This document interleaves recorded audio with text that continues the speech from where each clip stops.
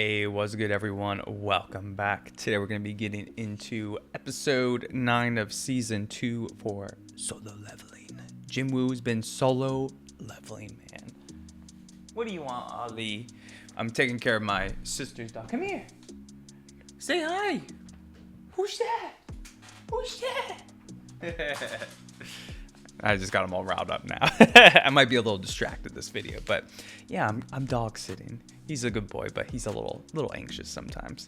But yeah, I hope you all having a good day. Let's go ahead and recap the character names from last time. We gave MVP to Jinwoo. You know, he's the centerpiece of the episode per usual. I feel like I don't know if how long it's been since I've given a different character MVP. It's probably pretty normal at this point.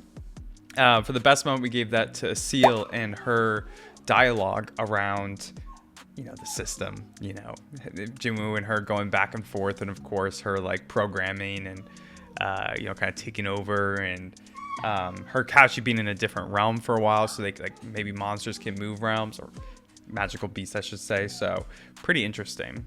And then lastly, for the funniest moment, we gave that to Jinwoo when he roasted Seal, saying she has a loose screw. He's gravitated to the girls with a loose screw. Funny stuff, man. But yeah, I think with that being said, we can go ahead and get into these episodes. If y'all enjoy these, go ahead and drop a like, subscribe to follow on for more, all that good YouTube stuff. I appreciate any support. And yeah, let's go ahead and get into it. Here's a better view of Ollie. Ollie, look! Who's that? Oh my! Are you anxious?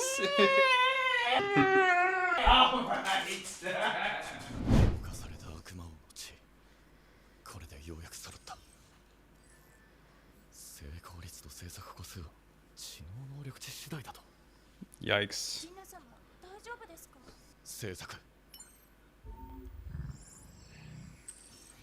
Oh man. Fingers crossed. See the worry. Yay! 6?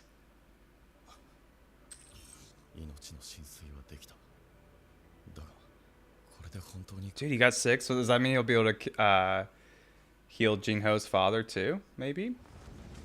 Or, other things that could happen.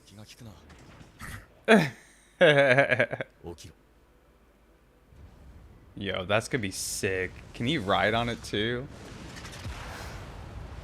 Oh my god, dude.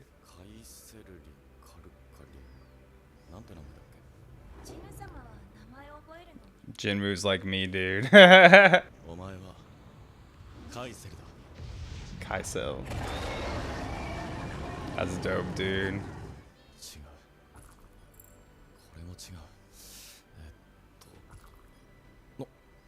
Demon Hunter.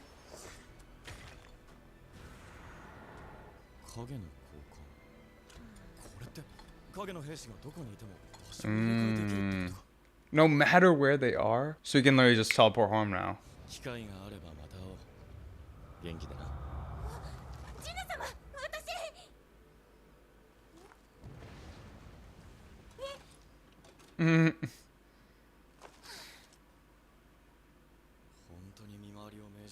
That's crazy, man. So sick. Okay. That's good. That needs the... it needs to have some kind of limit. Bro, that is nutty, man. Look at that shit.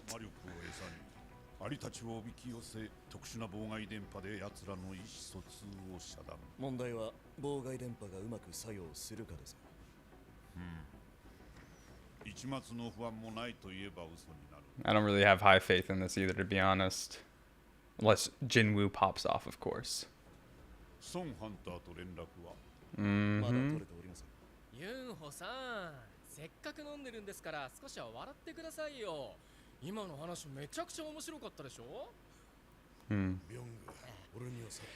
This one was an S rank, right? The healer?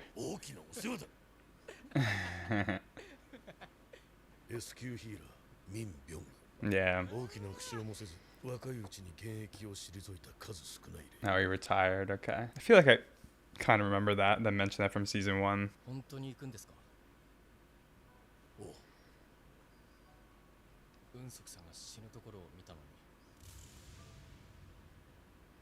だから行くんだろう。いつからそんな愛国者になったんですか。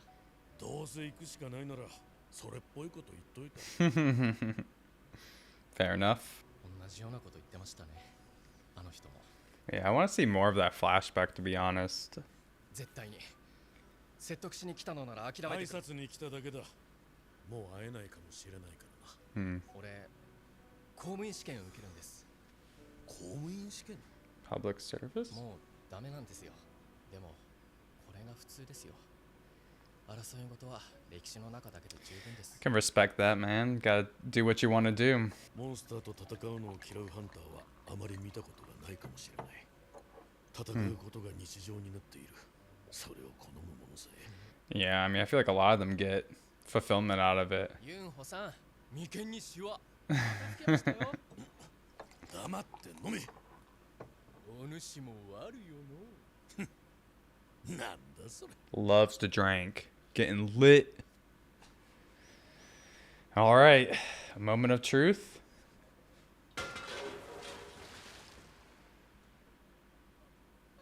Ooh, we're gonna get some background too.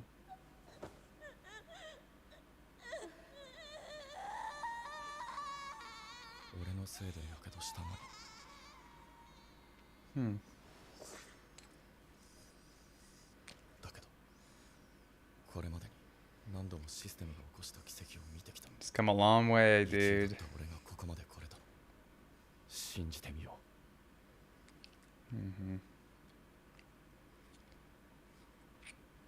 I mean, I feel like if you have 6, maybe it's worth trying it out in something else first to be safe. But I mean, I guess what's the risk, right? Like she's gonna, pass away at some point either way. He's nervous. Yeah, I don't blame him, man. She's parched. She needs that liquid. See how fast it takes effect. Okay, instant. Now she's not parched. You see that? Wow, she looks way younger too.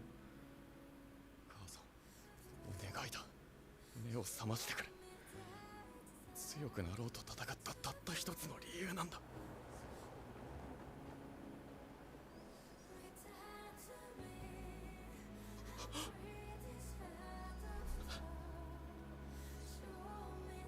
Dang. Goosebumps.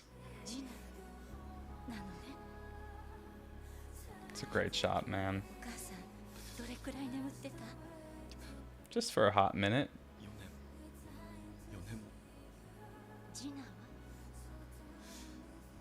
元気にしてる。ありがとう、ジヌ。約束守ってくれたのね。大人の顔になったわ。He's been working hard, solo leveling, man.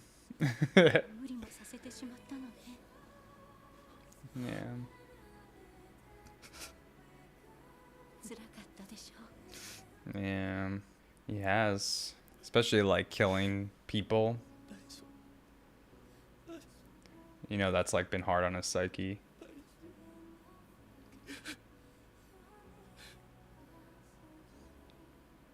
It's a great scene, man. Good voice acting. ありがとう、ジヌ。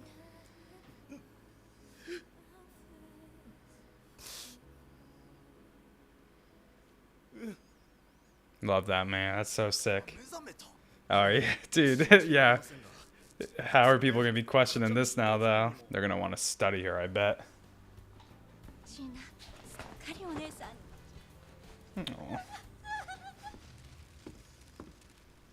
本日はお集まりいただきありがとうございます。すでにご承知の通り、現在各地でジェジュ島から飛来したこの事態に対し、我々ハンター協会は第4次ジェジュ島レイドの実施を決定いたしました。今度こそ我々はやり遂げる覚悟です。正直怖いっす。俺だって同じだよ。だが戦えない人たちは俺たちの何百倍も恐ろしいはずだ。終わらせよう。Yeah. それは力を持った俺たちにしかできない。この国をアリの巣にするわけにはいかないだろ。やろう。もう俺がひねりつぶして。ユンホさんは危ういところがある。いざという時この人を支えられるのは俺と君だ。Is he gonna change his mind?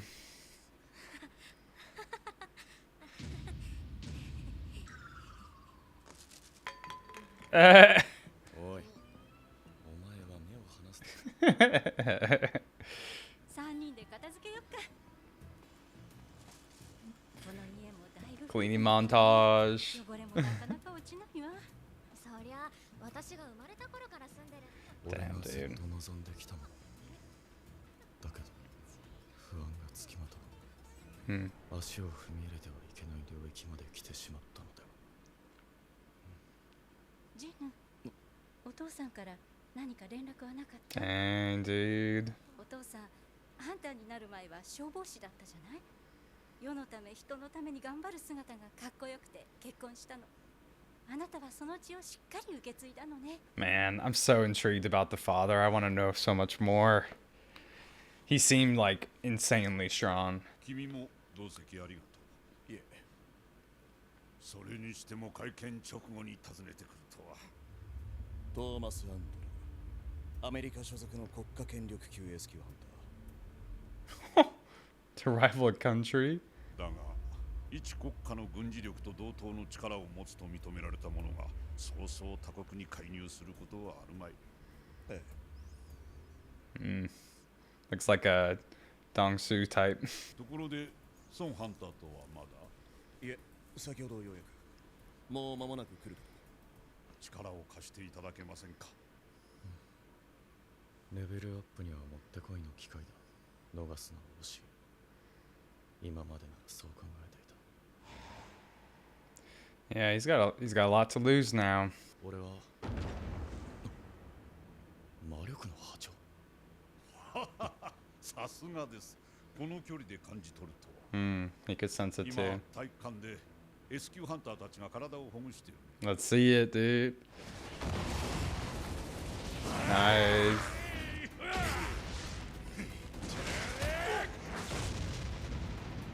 ベクシアン、まだ若いんだからもう少し足腰を鍛え直した方がいいんじゃないか。ベクハンターが押されてますね。それでもベク社長が本気を出せばマーハンターじゃ叶いませんよ。どうも。あの道着を着た人は明星ギルドのマドンナです。 The Fame Guild. It's cool we're getting to meet more S ranks, dude. I've been waiting for this. 全力の戦いをするとき、彼は怪物と Dude, I want to see him Jinwoo spar. 神経だって噂は本当だったのか。それからあちらにいる方々は騎士団。 Yes, more, more. おや、お見えになりましたか。 Oh, we're gonna get to see Japan's too. どれあれ、最近 S 級になったソン・ジヌというハンターです。やり手の暗殺者のようだね。いえ、あの人は魔法系です。 He's all the above. ありゃうちのミンソンの晴れ舞台をめちゃくちゃにしてくれた孫じゃないか。道理で空気が変わったと。 Man, they can all sense him. It's so cool. これがこの国のトップだなんてちょっとがっかりです。後藤さんの戦う姿をいつも見ているからか S 級が S 級に見えません。通訳さん、今うちのことバカにしてた。このお方は騎士団ギルドのギルドマスターパク・ジョンス。 So many names I'm gonna have to remember, man. 余計な波風は立てない方がいいですよ。ちゃうちゃう、こいつらが俺らのことめっちゃ弱い言うてたんや。いいから落ち着け。 Yeah, who cares? せっかくなので親善試合をします。S 級 Yo, dude, this is so cool. ですが、勝負をつけるのが難しい魔法系と非戦闘系は不参加が。手首をつかまれる、背中をタッチされる、または体を床につけられたら負け。そして試合形式は So it's not like a real fight, but they'll show some of their physical prowess. 現地ではほぼ確実に乱戦になることが予 It's 想 a され free ます。 for all, they said? わかりました。そうしましょこちらからはチャ・イム、 Oh, I want to see Jinwoo in the mix. う。こちらは田畑、熊本、星野、田中ハンターの4人です。では親善試合を始めましょう。 It's gonna end here. No! Oh, I'm so excited for that episode, man. I love little things like that. Like, I mean, I know it's not like a tournament, but like anytime like there's so many strong characters and they're about to get like pinned up against each other to see the power rankings, it's so fun, man. I love that. All right, y'all, really good episode. Lots of really good parts in general. Let's go ahead and start from the top here. I think off the bat, I think one of the most interesting parts, or intriguing parts, or the part that made me think the most, was the fact that Jinwoo got 6 whole elixirs of life.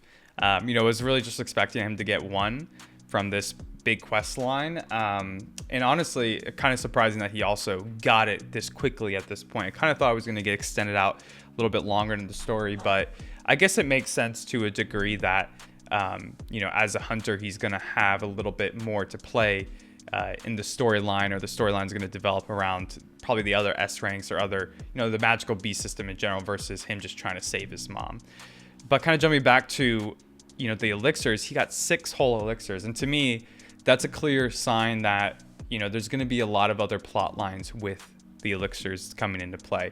I think I mentioned in the reaction that, I thought about Jinho's father, right? And maybe if Jinwoo might save him as well. Like Jinho might try to, he doesn't know about them, but maybe Jinwoo might do it himself, like secretly save his father. Maybe there's going to be hunters in battle who get really hurt. Maybe himself will get really hurt and he'll drink it to save himself. But even more so, like, I kind of think about how, eventually he's going to get down to 1 elixir, and that 1 elixir is going to become precious. And I'm imagining from, an author's perspective that, it might be cool for him to write a scenario where Jinwoo has to make a decision around saving a certain character, or maybe he has to make a decision between two characters. I think of a lot of a really amazing part of Attack on Titan. If y'all haven't seen it, spoiler here, but in the 3rd season, when Levi needs to choose between saving Erwin and Armin, oh, dude, that moment, such a good like little plot twist, such a great moment of writing, and like it just raises the intensity. So I don't know if it's gonna be something like that. Obviously, in that scenario there's only 1 thing to save somebody, and Jinwoo has, I guess, 5 now after saving his mom. But I'm imagining maybe if it gets down to 1, that could be a potential plot line. So it's almost like a smoking gun to a degree in the story now. So kind of excited to see where that goes. He also gets the Shadow Exchange rune from defeating the boss of the dungeon, and that's a crazy power. He could literally switch with any of his shadows across, I guess, the whole world, right? So to me, that's, we already see in action when he leaves pretty quickly from the dungeon, but I think even more so, right? Like if he ever travels to like America or Japan or Jeju Island, he can just, kind of place soldiers all over the place and transport himself anywhere. So he'll kind of be able to like impact the world a lot more quickly than other hunters would. And I don't know if there's other powers like this for S-rank hunters. Maybe some magic types could like teleport or something, but I don't know. I think that's really cool, and there's a lot of possibilities with that. And I also like how they do add in that as a 3-hour cooldown, so it's not like completely overpowered. There's still a limit where he can use it, and he needs to be like more strategic with it. He can't just like use it and like want to teleport right back to where he came from because there's a 3-hour limit. I also thought it was so sick how he got the I don't remember if it was a dragon or a wyvern or something. I don't think they called it a dragon, but I'm just gonna call it dragon because it's easier. But yeah, dude, he's having like a mount that he can like go on and just fly around. Like he's gonna be the most mobile hunter with the Shadow Exchange and this freaking dragon he's gonna fly around on. Dude, I mean, like I'm just already imagining him flying around and like, he's just attacking magical beasts or whatever. It's gonna be so sick. I also really like the conversation with Beck and Byung-gu, I think. Byung-gu? I don't know. The one who was a healer that we saw back in the very first episode of Solo Leveling on Jeju Island. He is an S-rank healer, and he retired, I guess, after their friend Unsuk died. Unsek, I guess. Unseok? Who knows? Guys, I can't do names. I'm like Jinwoo. I need easier names for myself. Although Jinwoo just doesn't remember them. I just can't even pronounce them. But I really like their whole dialogue, you know, getting a little bit more background on, you know, how he's kind of trying to like move past the wars and the violence. You know, he doesn't want to experience, you know, he mentions blood specifically. So it makes me think about if he like kind of developed a phobia of blood to a degree or something like that, or really just became, you know, really cynical about all that stuff afterwards. Although he's not really a cynical type. He's very positive and kind of happy-go-lucky. So maybe it's just kind of like, you know, not in his normal kind of demeanor. He doesn't want to be around that seriousness because of kind of how, you know, what his personality is like in the first place. But I thought it was interesting, you know, he says he wants to join the government, you know, because he's like a history buff, which I think is pretty cool. But maybe there's more for him to do than just be a healer. You know, it could be, hey, you know, you study magical beasts or something like that and contribute to the world that way. But I have a feeling that he's probably going to come back and become, you know, maybe part of this Jeju Islands, because even though he, you know, makes it clear to Beck that he's not going to go back, and that wasn't Beck's intention anyway to convince him. It's more so in the flashback that we get when they're all at that same bar, I guess, before they went to Jeju Island, and Eun-suk is kind of talking about how, you know, they're all scared to go on this operation, but imagine how scared somebody who can't really fight is, you know, kind of normal people or weaker hunters even in this scenario with how strong these magical beasts are. So he has a lot of empathy, and I think that obviously inspires Byung-gu to be, you know, kind of show courage, right, back then. And I'm wondering if he's going to do this, he's going to use that to have courage and kind of go back into the battlefield at this point. Of course, the main focus of this episode is, you know, Jinwoo using the elixir of life on his mother. And what a great moment. What a great scene. The art was beautiful. I really love the moonlight as it comes in, just like illuminating Jinwoo and his mother. Really shows their features on how, what's the word for it? I don't want to say somber, but, you know, it's a, you know, it's sad but happy, right? They're happy tears. But yeah, you can just see so much detail in their facial expressions. I love that. I love how his mom noticed how, you know, right away she knows how strong Jinwoo has been. You know, he fulfilled his promise, and I don't remember what exactly the promise was, but I think it was the extent of like taking care of his sister. And, you know, he's worked so hard to grow and be stronger and to save his mom, but also to, of course, to take care of his sister and provide for his sister. So I love that. And you see Jinwoo, like, you know, start to cry in her hands and like kind of let go. You know, he's put so much pressure on himself, obviously, to do this and to take care of his family. So really beautiful scene. Voice acting was incredible too, especially from Jinwoo's character or his voice actor. So just really beautiful to see that. And I really love how they all go home and immediately all start cleaning together. I thought that was a cute scene. We also get a little reference to Jinwoo's father and how he was a firefighter before and how he's always liked to help people. And, you know, Jinwoo himself, you know, kind of has inherited that. You know, I don't know how, you know, Jinwoo smiled when his mom said that, but like, I feel like Jinwoo is slightly different. Like, he's always done this for his own family versus like trying to just like help humanity. It's kind of been more about not himself, but his family, immediate family. So we'll see if that kind of comes into play, if he actually is going to be wanting to help humanity himself. I mean, I think it's more aligned with Jinwoo's morals. You know, he's always kind of been a good person. So I have a feeling it probably will play out that way, but I could also see it coming down a different path to a degree. You know, maybe Jinwoo will turn into a different kind of character, like more like an anti-hero potentially. But we'll have to see with all that. I actually really like the internal dialogue during that, where, you know, Jinwoo is seeing his mother and sister so happy, and you know, he's thinking about how he's accomplished what he's always worked for, is this main goal to save his mother and kind of like bring his family back together. But yet he still has this anxiety, this, you know, unsettled feeling inside of him that, you know, he can't just like quit being a hunter now. He's kind of past that point of no return. And I immediately thought about like how, you know, he killed multiple humans too to get here. And of course, evil humans, he was forced to do it, but still, like, that affects somebody long term. And especially now at this point where he's in S rank, he's in the spotlight. He can't just like back away from this without people questioning it. You know, he kind of has more of a duty to humanity at this point. But you can even see it when the chairman asks him to, you know, come on the Jeju Island operation. He's about to say no, it seems, before he like feels the power of the S-rings and gets intrigued. So it seems like it's going to be something that he's going to struggle with, but I have a feeling he's going to get pulled into it, of course. Like he has to be part of the Jeju operation, especially with all these S-ranks in the mix. It's going to be so cool. Speaking of those S-ranks, really love all the character designs for the Japan ones. Cool meeting more of the Korean ones as well. I think the main focus was on Ma Dong-wook. He's like the Fame Guild. He's from the Fame Guild.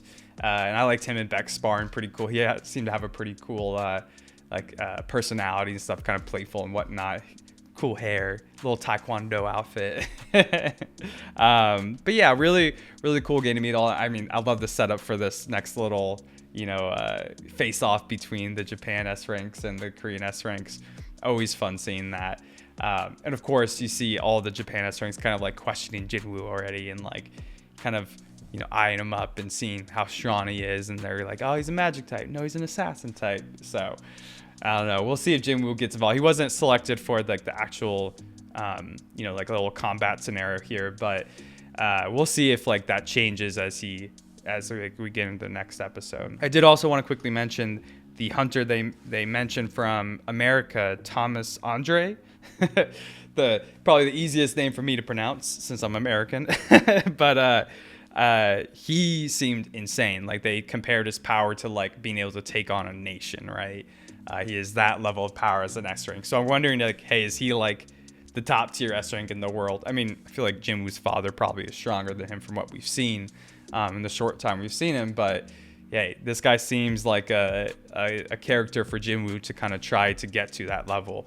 And he seems to kind of have that like cocky ego-ness, like what's his face, the one coming after Jinwoo, the one who's Jinwoo's father took out pretty easily. So yeah, I'm wondering if he's going to be more of like an antagonist. I could see that for sure. All right, let's go and move on to the character ratings. For MVP, I got to give it to Jinwoo again, of course, just for, obtaining his goal. He got the elixir of life, brought his mother back out of the internal sleep, and I don't know, I think it's just cool to see him finally accomplish his goal. And I'm excited to see where his character is going to go from here, because I feel like there's a lot of options the author could take his character at this point. So for the best moment, I'm going to give it to Jinwoo's mother. I mean, that scene was so good in general, just the art and everything, but really loved like the feeling of it. I got goosebumps right away. The music was really good too. And it's just really heartwarming seeing his family back together. He worked so hard for that. And then lastly, for the funniest moment, I'm going to give it to Iron when he brings the corpse of the dragon over, and Jinwoo's like, wow, more thoughtful than usual, Iron. Iron has to be like, I think like my favorite of the shadow ones, or like he's he's funny. I don't know, he's entertaining to me. He's got some personality. But yeah, I think that'll do for this episode. I'm real excited for episode 10. I have a feeling it's going to pop off with like seeing all the S ranks going at each other. It's going to be sick.